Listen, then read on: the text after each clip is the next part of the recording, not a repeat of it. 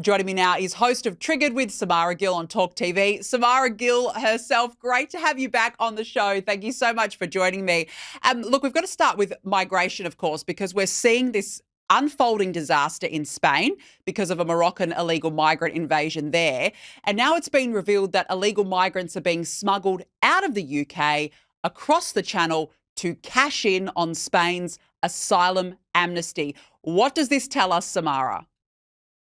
I mean, this tells us that the asylum system is broken top to bottom. This is absolutely insane. And I'm sure a lot of Australians saw the scenes coming out of the Morocco-Spain border, or the Ceuta border over the weekend, whereby you had 60,000 military-age men storming that border. Now, what we've now learned is that some of that was facilitated by the Moroccan government. But also, this story is really interesting about the people smugglers offering some sort of reverse route to Britain. You know, it's the migrants paying up to £1,000, $2,000 to be hidden in lorries, travel to France, and then for an extra 500 quid, smugglers will offer transport through France into Spain.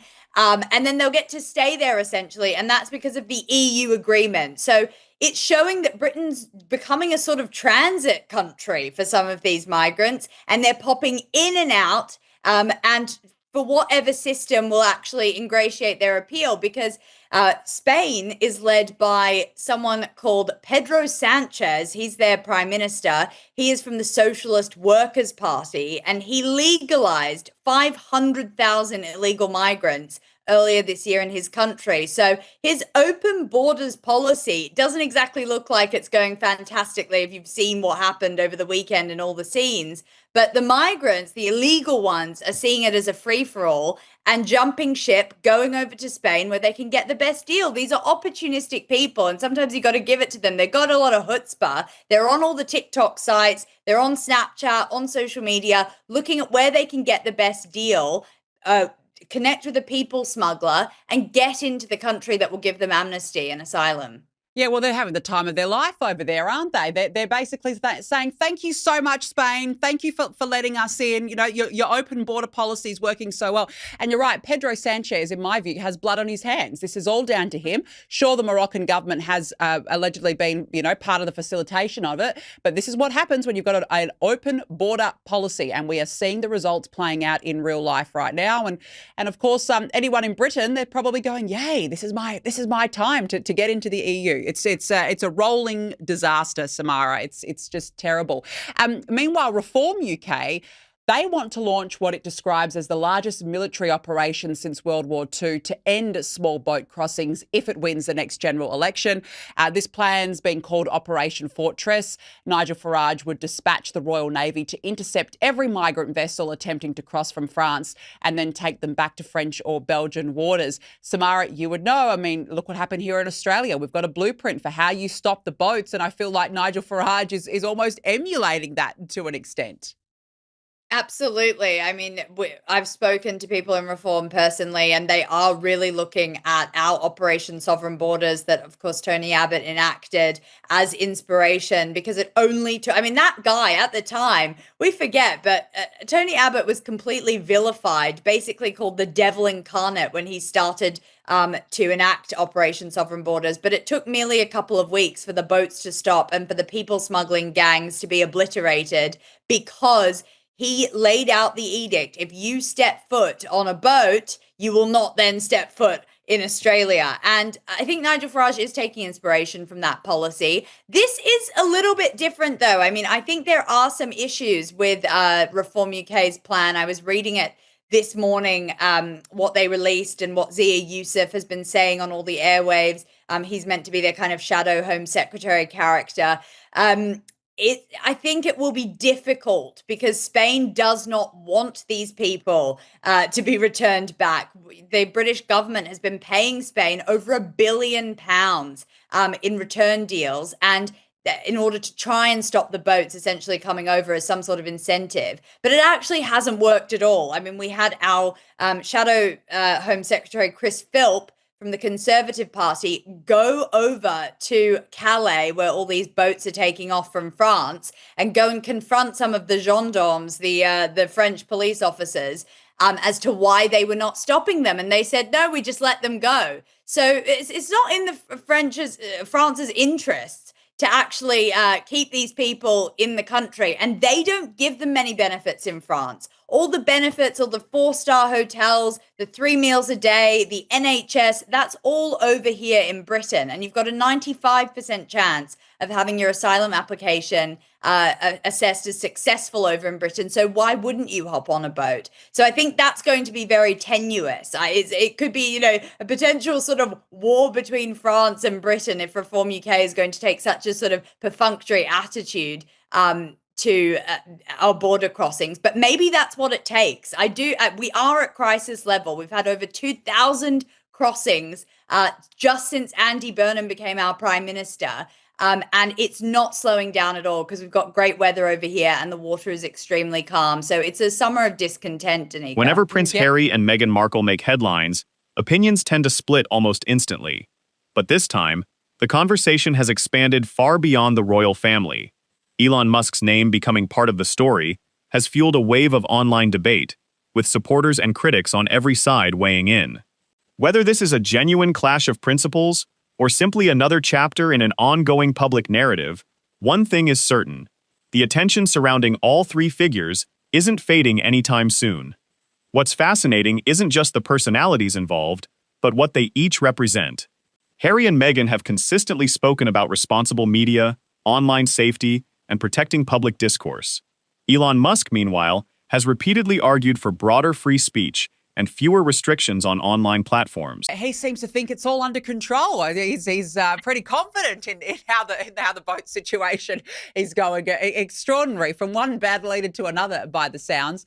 And I also noticed, Samara, that the leader of Restore Britain, this is Rupert Lowe, he's extended an olive branch of sorts to Nigel Farage, saying that the two should put their personalities and past disagreements aside for the good of the country. And he actually wants to unite the right. This is what he said. So Nigel, my message is simple. If you are prepared to work together around serious policies, serious reform, and serious government, then so are we. Not because it's politically convenient for Restore Britain, not because it's personally easy. After the events of the last 18 months, I would certainly rather not be making this offer. But millions and millions of British people deserve a patriotic government that puts our national interest before any personal differences that you and I may have. Now is the time to put our differences aside and cooperate for the good of the country that we all love. Well, Samara, of course, Rupert Lowe used to be part of Nigel Farage's party. Has Nigel Farage responded to the request? Look, he has, and he has had to be he's had to perform diplomatic gymnastics with this one. I tell you what, because the Restore Britain crowd, I would say, are much further to the right than Reform is. And you're right, Rupert Lowe used to be in the party. It ended horribly. It ended in actually Zia Youssef, again, that character, who is actually not an elected MP, but very powerful within the party, going to the police saying that Rupert Lowe had threatened his life, and all this sort of horrible stuff. Look, I mean, I've spoken to both Nigel Farage and Rupert Lowe in deep conversation about this, and I hate to break it to you, but they both absolutely hate each other. They despise one another. There is absolutely no friendship there. Rupert Lowe has been actively trying to destroy Nigel ever since he kicked him out of the party. That has kind of been Rupert's entire edict. And I think that the timing of this video, the timing of this olive branch is very cheeky from Rupert Lowe's side, because Farage is coming off a litany of scandals, horrible things. He's currently being investigated by the Parliamentary Standards Committee. That's actually paused at the moment because there's a by-election taking place. But Rupert's in a sort of powerful position here because Nigel is down. He's down in the polls. He's down in general from the highs that he was sort of soaring while Keir Starmer was in power. It's all a bit complicated, Danica. And honestly, for the Australian audience, they're probably thinking, what's going on? But the long and short of it is that these men hate each other. I think this is all political theatre. This is Rupert Lowe trying to kick him while he's down because he knows that they can't really form a sort of pact. Restore Britain is very, very far right, and just that would completely take away any sort of other vote that Reform would have. But I mean, for the Australian audience, this is like Pauline Hanson saying to the Conservatives, let's just make up. I don't mind whatever's happened. Let's just all hold hands and kumbaya. Never going to happen, Danica. No, Never let's just let bygones be bygones. Never mind what's been said in the past. I mean, please, seriously. I just wonder what sort of a game Rupert Lowe is playing with this. But I'm quite fascinated. I'm quite fascinated because, as you said, Nigel Farage has got his own issues at the moment. Well, I guess watch this space. Let's see what happens. Samara, we've got to talk about the royals, of course, but the non-royals at that. The Sussexes are now at war with Elon Musk. Yes, Prince Harry and Meghan Markle's charitable foundation, Archwell Philanthropies, has published a statement in regards to online child safety, praising Minnesota's decision to outlaw AI notification applications. Archwell said that big tech has taken shocking steps to limit restrictions on or accountability for these objectively predatory AI product features. The trillionaire leader of the tech companies responsible for X's Grok sued the state of Minnesota to stop the law from going into place. Samara, why don't these two just shut up? I mean, seriously, they're obsessed by privacy, but they're not obsessed by privacy. Why won't they just go away, honestly? I know. I didn't even know that Archwell Philanthropies was still around. I didn't even know it still existed. I thought they were all about making money now, especially since they're broke, which I'm sure we'll get onto later. Yeah. But this is really interesting. This is the pot calling the kettle black, isn't it? I mean, these are people that constantly invade their own privacy, going so far as to last week post a whole photo reel about their very private trip to the UK, pictures of Archie and Lilibet prancing around Diana's old home and Althorpe, where her family still live. I mean, it was a real invasion. It truly was. And the statement, I mean, it's so pointed. Why do they get so political? In some ways, and I was talking to Lady C, who's a royal commentator, about this. In some ways, you think, well, is Meghan trying to sort of launch a political career potentially? Is this her going for governor of California, going for Elon Musk, someone that all of the lefties absolutely despise and hate? Is this what this is? Or is this them just sort of on their high horse wanting to have an opinion about absolutely everything and then never wanting the lens pointed back in their direction? I think the truth is somewhere in between. Yeah, I think you might be right there. I just don't know why they just don't mind their own business and just get on with it, seriously, because they're constantly interjecting in every single political issue, yet they're just begging for privacy all the time. They don't want to be private. They want to be out of the spotlight, but actually they love the spotlight. Now, Meghan needs money. Well, they both need money, of course, at the moment because they're in a world of financial pain after Harry lost the case against the Daily Mail. So maybe Meghan might have to start doing a bit of the cash for comment again, wearable items for some cash.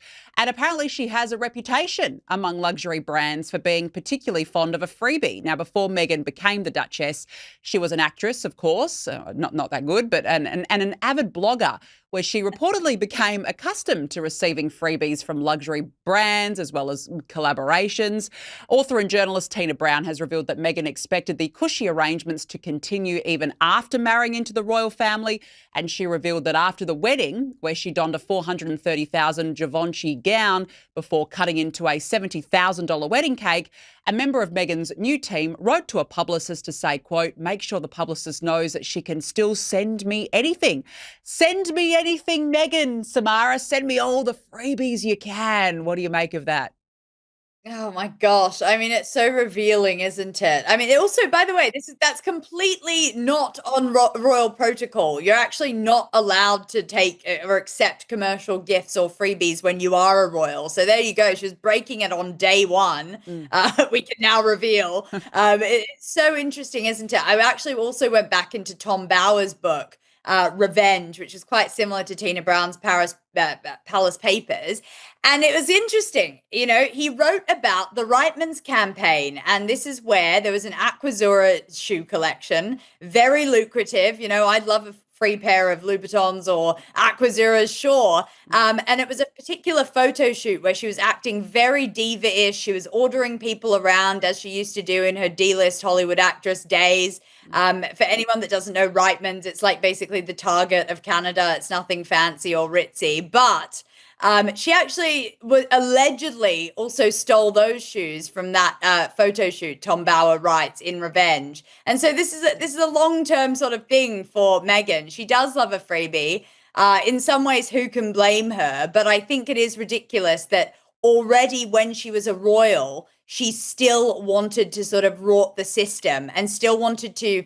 I think it's the Hollywoodification that started then and there. It's so revealing, isn't it? That even after a taxpayer-funded wedding, she still wanted to grasp a couple of freebies from a publicist. It shows you who that woman really is. Yeah, well, she's just vile. I mean, there's no other way to describe it. She's vile. She loves a free life. She's all about herself. And now, maybe she does need to wear some more designer goods because they're going broke. That's the reality. Maybe she actually has no choice now but to wear these items, to put it online, to then try and make a profit for herself. They're just gross.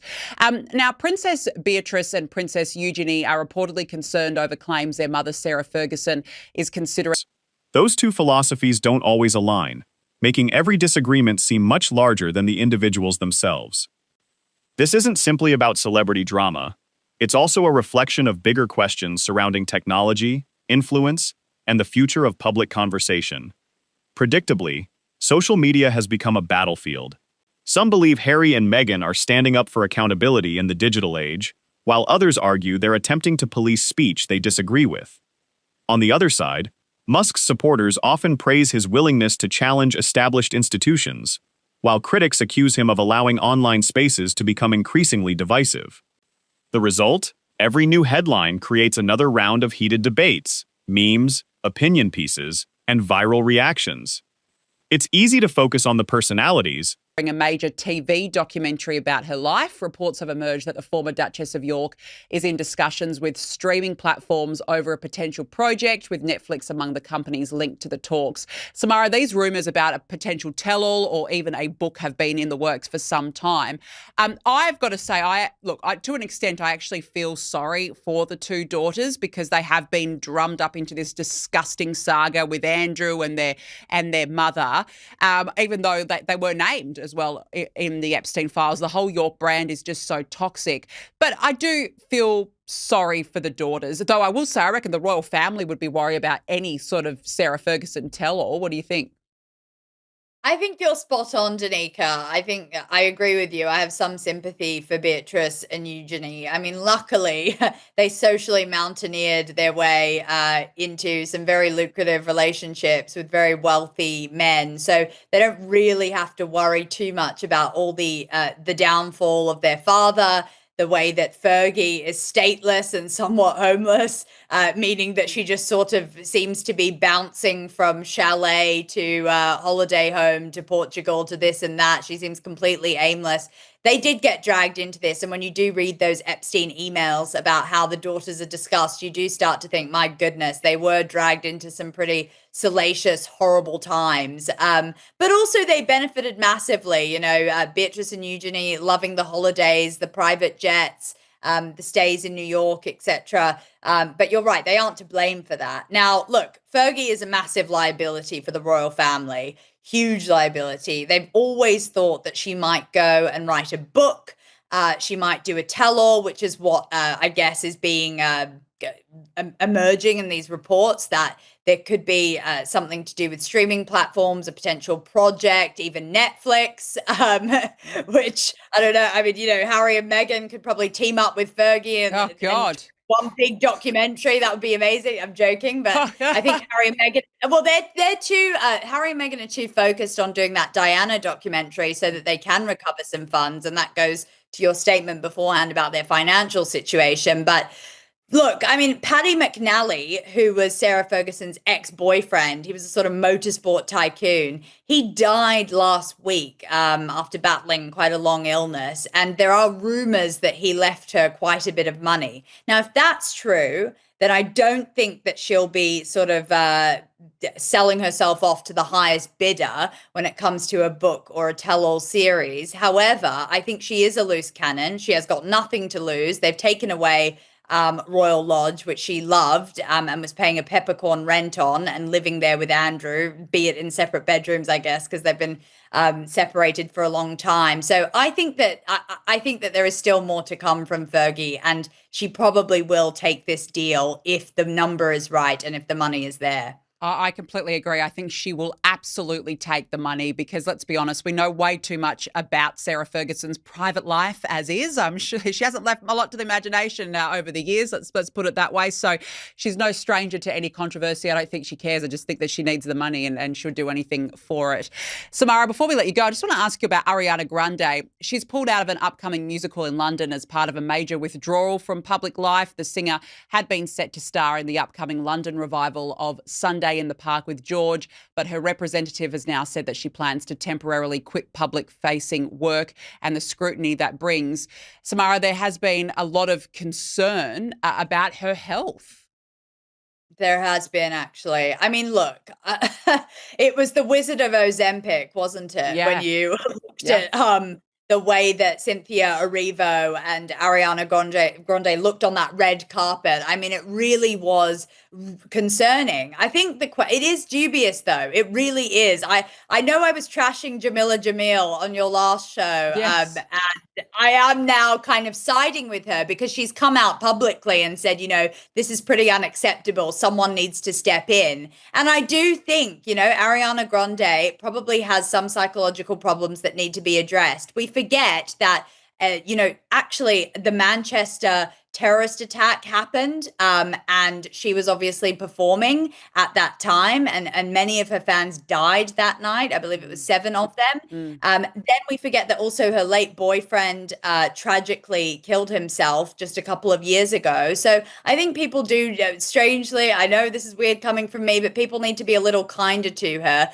But I think on the flip side of it, it's a very, very bad look for all the young girls watching her that is the beauty standard, because what that is go and get some help, please. And all these celebrities that keep injecting themselves in the back rooms of Hollywood do need to take a look at themselves and look at what they're doing on influencing people. They just can't be the sort of soothsayers and the people that tell us how to live our lives when clearly they've got their own massive issues that they need to confront. Absolutely. And I think she would do well to take a break from public life and perhaps get the help that she needs. Samara Gill, wonderful to have you back on the show. Thank you so much as always. Love your insights. You're so terrific. Thanks for joining me. Pleasure. Thanks, Danica. But there may be something even more significant happening here. Public trust in traditional institutions continues to shift. Celebrities, tech leaders, politicians, and media organizations now compete for influence in ways we've never seen before. Every disagreement becomes content, every statement becomes a headline, and every response fuels another news cycle. That's why stories like this spread so quickly. They touch on issues far beyond the people making the headlines. Harry and Meghan remain among the world's most discussed public figures, years after stepping back from royal duties. Elon Musk also dominates headlines through his businesses, social media presence, and outspoken opinions. When people with enormous audiences appear to disagree, the internet almost guarantees the story will continue evolving. Even a single interview, tweet, or public statement can completely reshape the conversation overnight. But here's the question that could decide where this story goes next. Is this genuinely about protecting public discourse, or has it become another example of powerful public figures fighting for influence in front of millions of viewers? With every new development, the stakes seem to grow larger, and the next response from either side could completely change the narrative again. What do you think? Is this a meaningful debate about the future of online speech, or just another media storm fueled by famous names? Share your thoughts in the comments below, and if you enjoy thoughtful breakdowns of the biggest royal and celebrity stories, don't forget to like, subscribe, and turn on notifications, because the next headline may already be on its way.